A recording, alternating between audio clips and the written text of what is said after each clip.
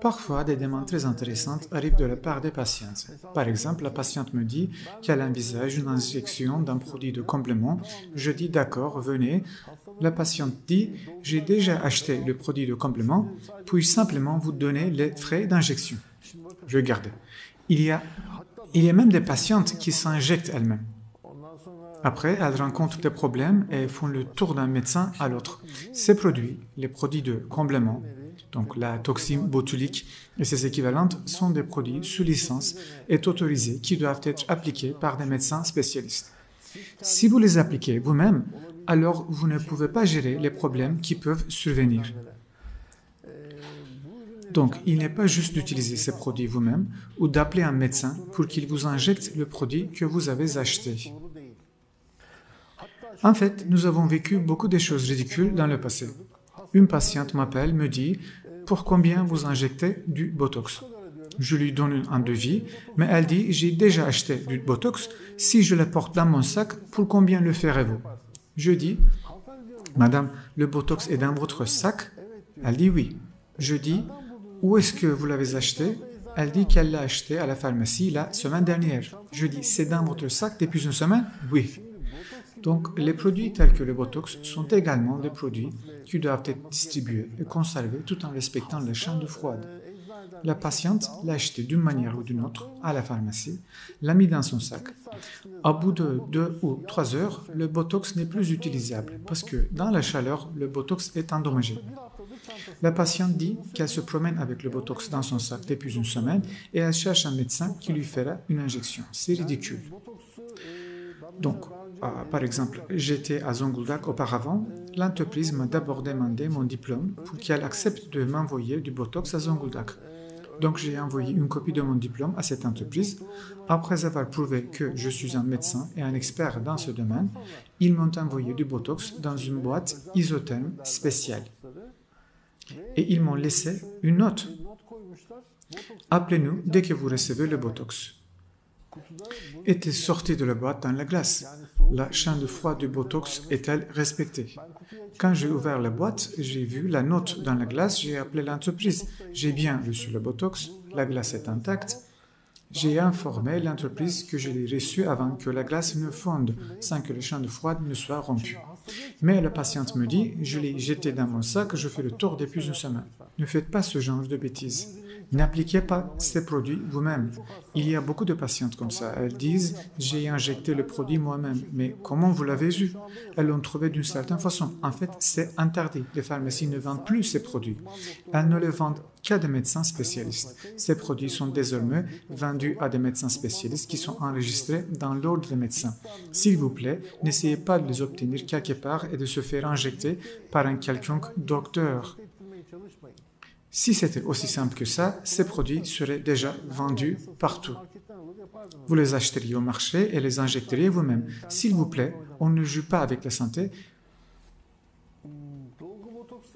Permettez-moi de vous prévenir en ce qui concerne le Botox. Par exemple, un peu de produit de remplissage.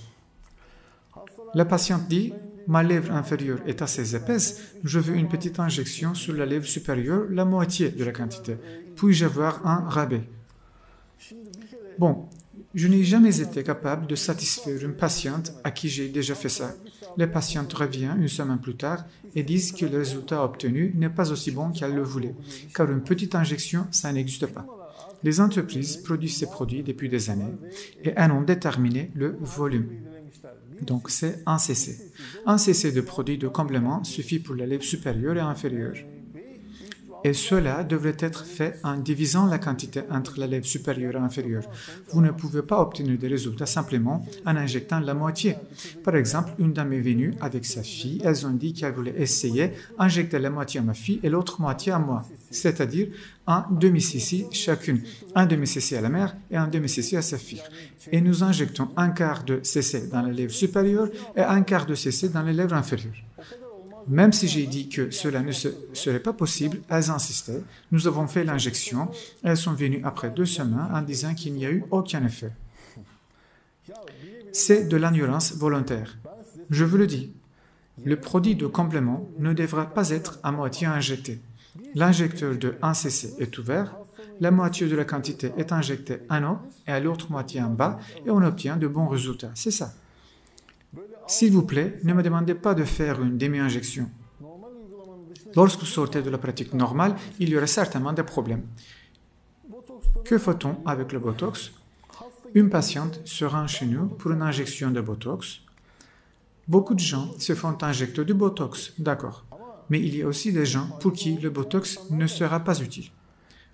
Par exemple, un jour, une dame est venue, elle avait les sourcils levés, pas de rides du tout, sa peau était comme le marbre, il n'y a pas de rides sur le coin extérieur des yeux, ni entre les deux sourcils, il n'y a pas d'expression sur son visage comme il faut.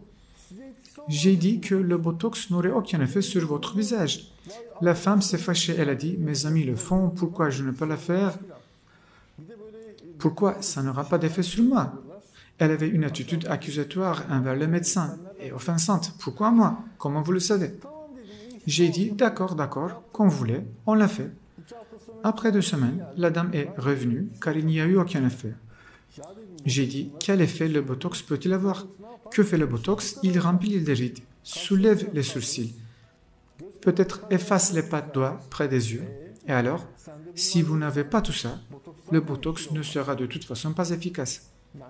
Le Botox est déjà un type de médicament. C'est une drogue.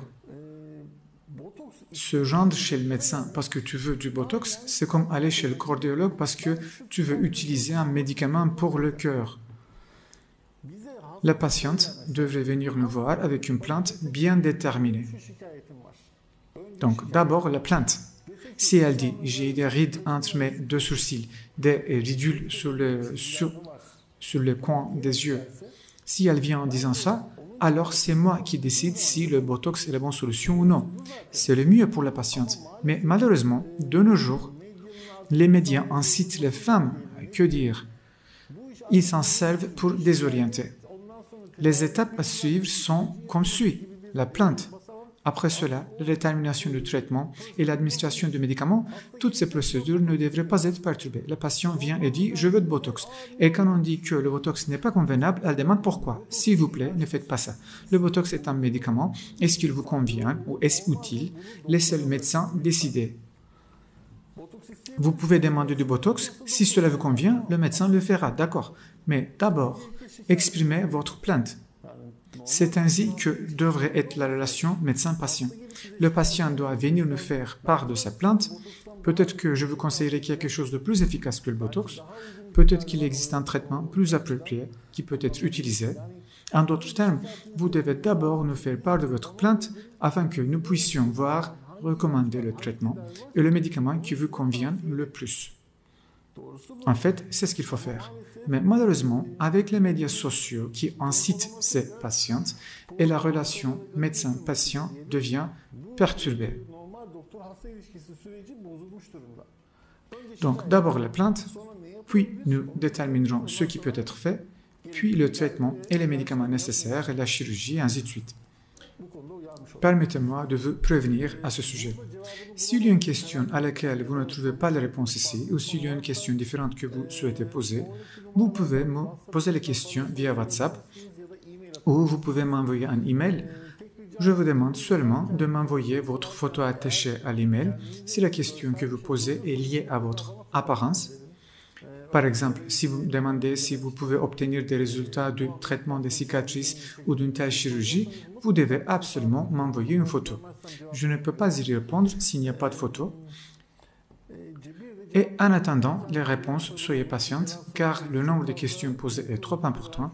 J'essaie de répondre à tout le monde autant que possible. Veuillez écrire votre adresse email correctement. Si l'adresse email est mal écrite, alors je ne pourrai pas joindre le patient. Merci beaucoup de votre attention.